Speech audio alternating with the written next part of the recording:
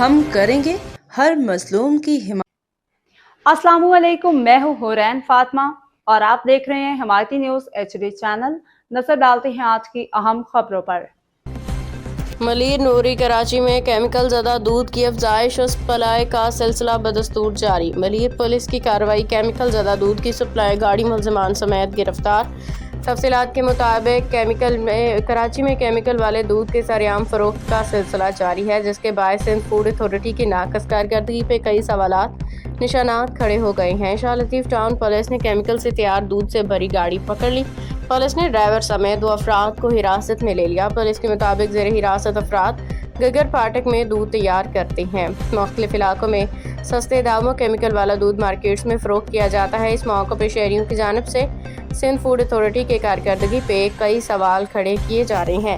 شہریوں کا کہنا ہے کہ آئے روز سندھ فوڈ اتھارٹی فوڈ سیشن کارروائیاں تو کر رہی ہے، لیکن اس کے ثمرات عوامی حلقوں تک نہیں پہنچ رہے ہیں، جس کی وجہ سے زہرآلود مضر صحت اشیاء عوام خریدنے اور استعمال کرنے پر مجبور ہیں۔ جبکہ ڈیری فارمرز ایسوسی ایشن نے زیر حراست افراد کے خلاف اپنی ودیت میں مقدمہ درج کروانے کا اعلان کر دیا ہے۔ ڈیری فارمرز ایسوسی ایشن کے قائدین نے کہا کہ شہر بھر میں کیمیکل والے دودھ کی فروخت روکنے کے لیے کوشش کر رہی ہیں۔ کمشنر کراچی سمیت اعلیٰ حکام سے درخواست کریں گے کہ ایسے مافیا کو لگام دے اور ان کے خلاف سخت قانونی کارروائی عمل میں لائی جائے۔ باخبر رہیے ہر جگہ ہر وقت، جانیے ملکی و غیر ملکی حالات و واقعات یقین کے ساتھ۔